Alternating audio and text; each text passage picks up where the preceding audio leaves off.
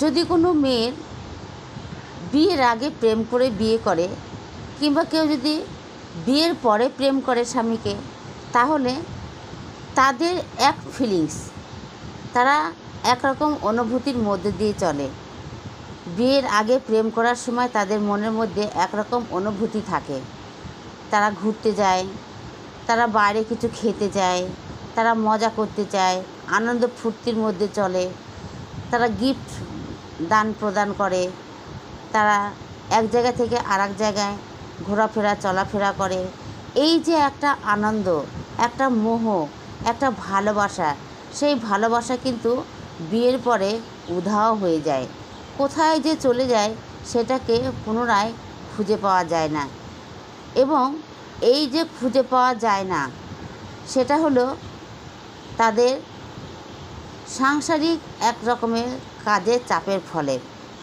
সংসারে বিভিন্ন কাজের চাপের ফলে সেটাকে আর বাহ্যিকভাবে খুঁজে পাওয়া যায় না। এবং এই অনুভূতিটা যদি কেউ দেয়, এই অনুভূতির মতন কেউ ভালোবাসা দিতে পারে, কোনো ছেলে দিতে পারে, অতি সহজেই সে বৌদি সেই ছেলের প্রতি আকৃষ্ট হয়ে যায়। যখনই আকৃষ্ট হয়ে যায়, তার টানটা সেই ছেলের প্রতি পড়ে। ছেলেটা যদি বুঝে সেই বৌদিকে পুনরায় সেই অনুভূতি দান করে, বিয়ের মতন তাকে আকৃষ্ট মতন দান করে, যে ঘুরতে নিয়ে যায়, পার্কে নিয়ে যায়, তাকে গিফট দেয়, তাকে ভালোবাসা দেয়, তাহলে তার পুরাতন স্মৃতিগুলো পুনরায় সে ফিরে পায় এবং তাকে খুব ভালোবাসে। বৌদিদের পটানো অনেক সহজ, কারণ তারা সহজে একজন ছেলে দেখলে ছেলেদের স্পর্শ নিতে তারা দ্বিধাবোধ করে না। কারণ স্বামী কিছু সময় বাইরে থাকে, কিছু সময় বাইরে কাজে যায়, কিংবা বিদেশে থাকে, তাদের একটা মানুষের প্রয়োজন হতেই পারে। সেই সূত্রে মানুষ তাদের ঘরে আসে এবং ঘরে থেকে তারা সেই ছেলের সঙ্গে আদান প্রদানের মাধ্যমে তার সঙ্গে একটা রিলেশন সৃষ্টি হয়ে যায়। সেই রিলেশনের মধ্যে দিয়ে তাকে এমনভাবে আকৃষ্ট করে নেয় যে অটোমেটিক তার সঙ্গে একটা সম্পর্ক বাঁধনে বেঁধে পড়ে এবং তাকে না দেখতে পেলে দুজনকে একেবারে টিকে থাকতে পারে না এবং একে অপরে এমন বন্ধনে মিল হয়ে যায়, সেই মিল থেকে তারা বার হয়েও আসতে পারে না। মেয়েটি তার স্বামীকে কিছু বলবে, কিছু চাইবে, এই রকম আশঙ্কায় থাকে যে কিছু চাইবে, সেই কথাটা হয়তো মুখ ফুটে বলতে পারে না। সেই কথাটা যদি কোনো রকম সেই ছেলেটি জানতে পারে যে বৌদি তার স্বামীর থেকে কিছু চাইবে বা কিছু আশা করছে, সেই আশাটা যদি ছেলেরা পূর্ণ করে দেয়, তাহলে তো সোনায় সোহাগা, অতিরিক্ত ভালোবাসা পাবে, অতিরিক্ত সোহাগ পাবে। সে এমন ভালোবাসা পাবে, ভালোবাসায় ডুবে যাবে, তাকে আর দেখতে হবে না। সে কি ভালোবাসা, তাকে গিফট করবে, এমন গিফট করবে যাতে সে সেই জিনিসটাই তার প্রয়োজন। ছেলেরা এমন কিছু যেন না করে যে সোনার কোনো গহনা গিফট করলো, দেখা গেল পকেটে পয়সা নেই অথচ একটা দামি জিনিস গিফট করে বসলো, বাবার পকেট থেকে হোক নিজের পকেট থেকে হোক নিয়ে। কিন্তু এরকম ভুল কাজ যেন না করে, যতটুকুনি তার সামর্থ্য ততটুকুনি সে দিয়ে যেন তাকে গিফট করে তার মনটাকে জয় করে নেয়। বৌদিকে স্পেশাল ফিলিংস দিতে হবে, তাকে ইমপ্রেস করতে হবে। ইমপ্রেস করলে অটোমেটিক বৌদিটা পটে যাবে। তাকে স্পেশাল ফিলিংস দিতে হবে। এই স্পেশাল ফিলিংসটা কী সেই স্পেশাল ফিলিংসটা হতে পারে, ইমপ্রেসটা হতে পারে, এমনও কিছু হতে পারে যেটা যে কল্পনায় করতে পারেনি সে তার দ্বারাই সম্ভব যে আমাকে দেবে। মাঝে মাঝে বৌদিকে একটু ঘুরতে যাওয়ার নাম করে একটু কোথাও গিয়ে গুপ্তভাবে বসে তার পার্সোনাল কিছু কথাবার্তা জিজ্ঞাসা করতে হবে, পারিবারিক কোনো কথাবার্তা জিজ্ঞাসা করতে হবে।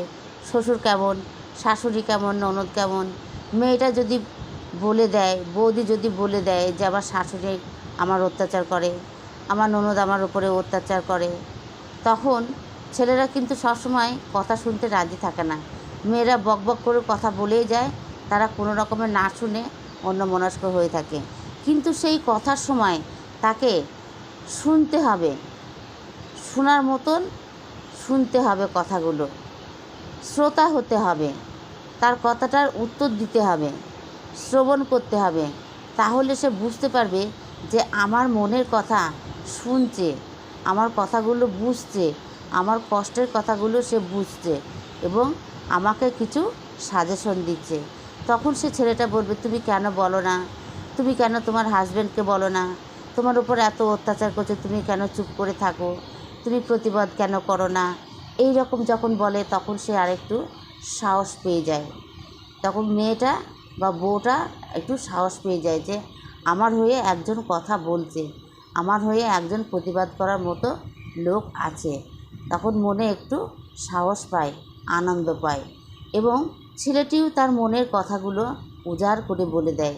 গুপ্ত কথাগুলো যখন বলে তখন মেয়েটি তার মনের যত গোপন কথা ব্যক্ত করে দেয়, উজাড় করে বলে দেয় সেই গোপন কথাগুলো। কিন্তু যখনই গোপন কথাগুলো বলে দেয় তখনই ছেলেটার আর মেয়েটা দুজনের মধ্যে এক বন্ধনের মধ্যে আবদ্ধ হয়ে গেল।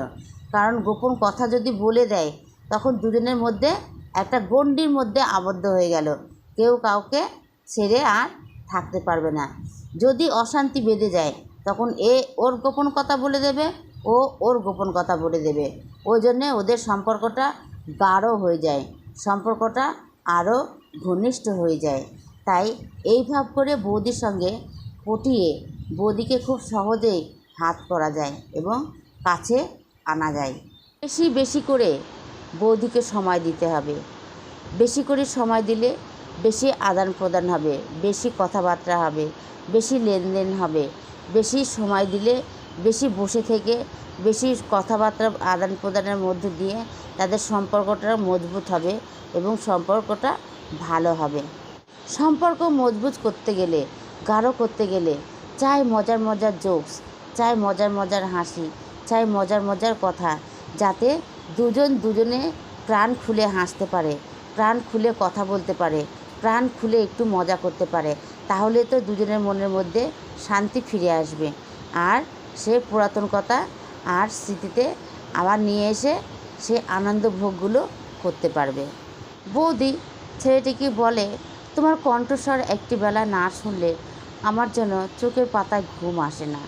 তুমি একটিবার যদি আমার সঙ্গে কথা বলো তাহলে আমার চোখের পাতাতে অটোমেটিক ঘুম নেমে আসবে।